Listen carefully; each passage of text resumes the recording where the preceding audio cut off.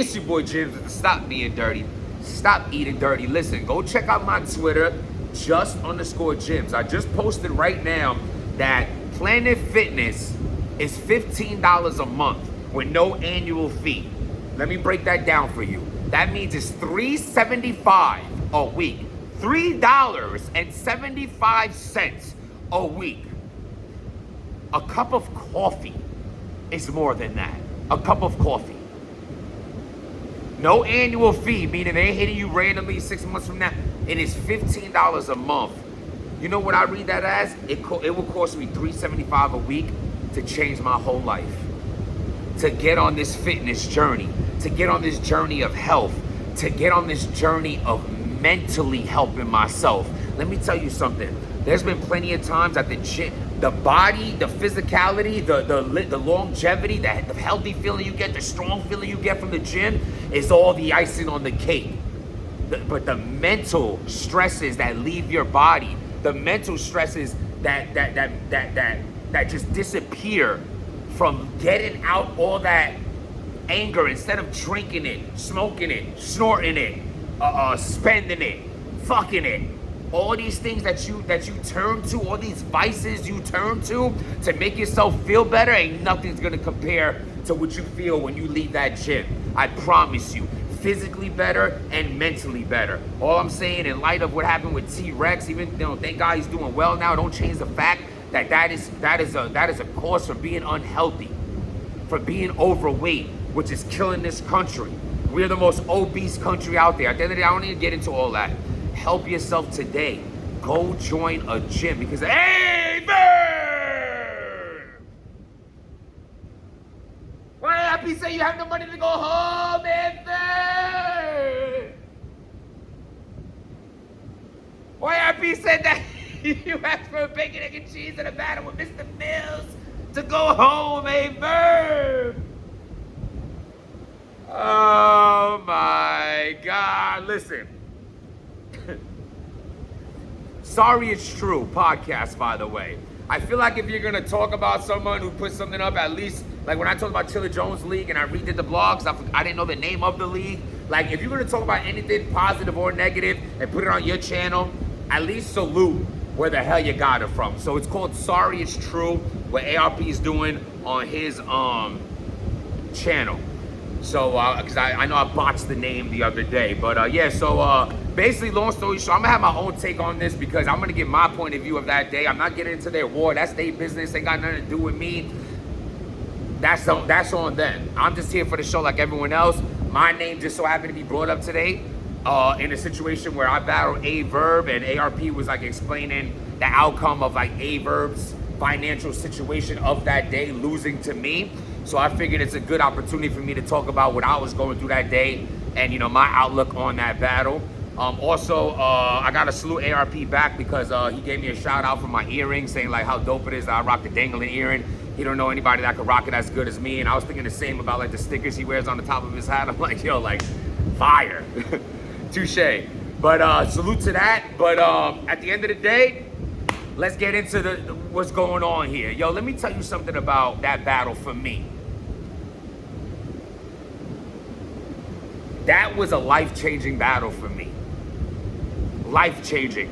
I don't want to go too crazy on how life-changing that battle was. Please believe me. I have a life topic, a blog coming up about me, about my weight loss, about my journey, about when everything that was going on in my life, what made me turn it around financially, what I was going through physically, mentally, everything. And a lot of it is like has to do with this day with A Verb. So I don't really want to get too into that. I just want to say this much, how dope of that day was. First of all, to have RBE, ARP specifically, believe in me enough to put me in front of a fucking legend like A Verb, but like for me to get the job done. Because a person only can put you through the door. It's up to you what you do when you get there. The whole, I can take you to the water, I can't make you drink. At the end of the day, it is what it is. I feel like a lot of times, like I do from Belly, eating a banana, I don't like that shit. A lot of people like have that style in their life, have that flow, and I pity you. I really pray for you, and I feel bad for you to be that kind of person. Just because someone else made something of themselves when you could have did the same exact thing for yourself, but you didn't have the drive, the energy, you didn't put in the sacrifice or the work, the blood, sweat, and tears that takes to get in certain positions of life. Instead, you want to hate that someone else is doing it. I never really understood that. I never had a hating bone in my body. I saluted it. When I was around any of my peoples and I seen them doing better, it made me want to do better. It made me want to do better. Not like, those are the worst, snakiest kind of people. And I've been victim to bringing people like that around me. And you just learn your lesson. And you just pray for them at the end of the day and just keep striving and keep doing you. At the end of the day, just keep doing you. With all that being said, I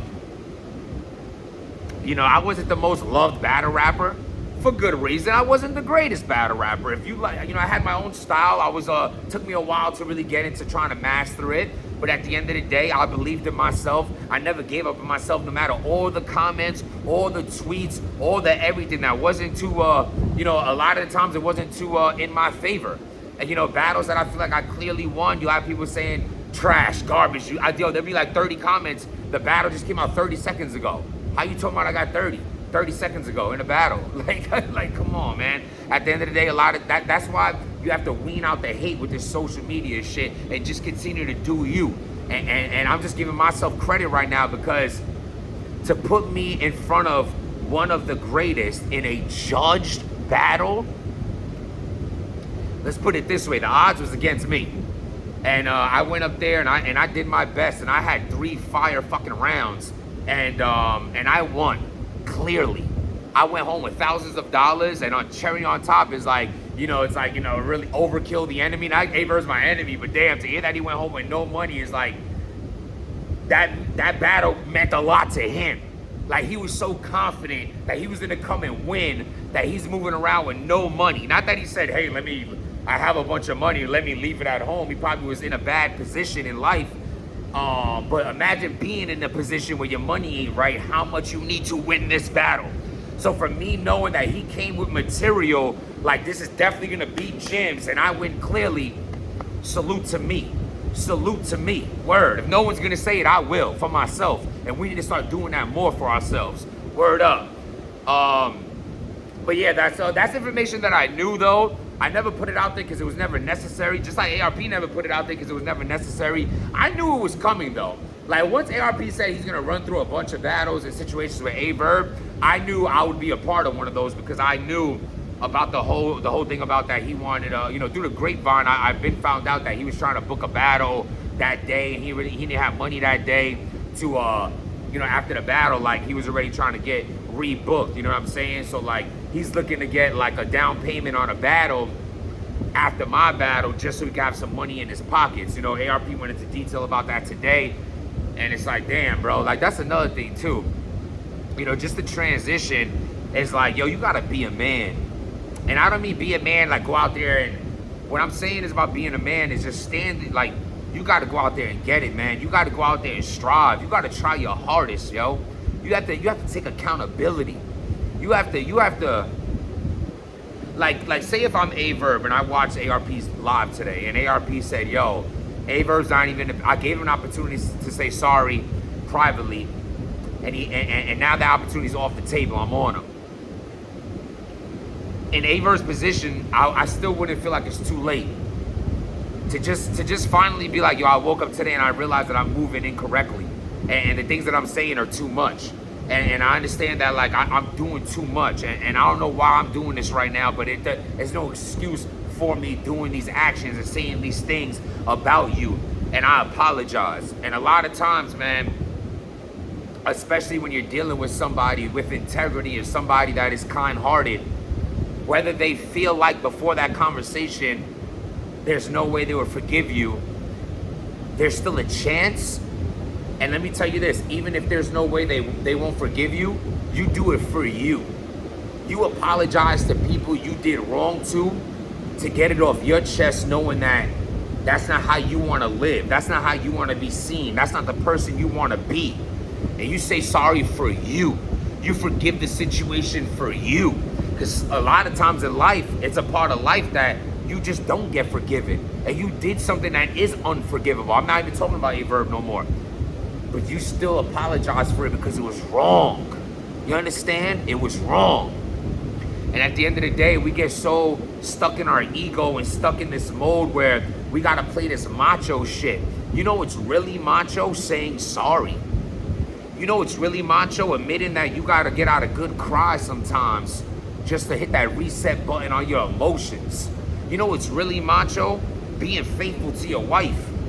You know what's really macho? Being a good father. You know what's really, you understand what I'm saying? All the things that we got polluted in thinking that this isn't the way we should be living. It's a lot of times the way we should. Like, nobody's coming to care about you more than you. Why do you care so much about the opinion of others? When if you know you're living righteous and you're doing the right thing for you and your life and your family, that's all that should matter. And if you're not doing that, you need to change that. Because nobody in this world can you control more than you. You can think you got this masculine energy over your girl, cool. You can think you got this fatherly figure over your kids, cool. You think you got, cool. But in reality, no matter how much we think someone could do us dirty, and we don't even know it. Our kids, God forbid, could grow up in a lane that we never want from them, and that's out of our, we could try our best, but we can't stop what someone's choosing to do, what someone ends up doing. But you can control you and your next move. A lot of times you hear people saying they're men and I'm a man's man, but don't know how to act like it. A real man don't have to remind you that he is a man. His actions will speak for it. We all make mistakes. I've made mistakes. We all do whack shit. I've done whack shit. We all say things we don't mean. I've said things I don't mean. And sometimes you have to get dragged through the mud for it. Sometimes you're not forgiven for it. But as long as you know it was wrong and you're sorry for it, that's always gonna be a win. Let me know what y'all think about that. Hit that like button, hit that subscribe button. Stop being dirty.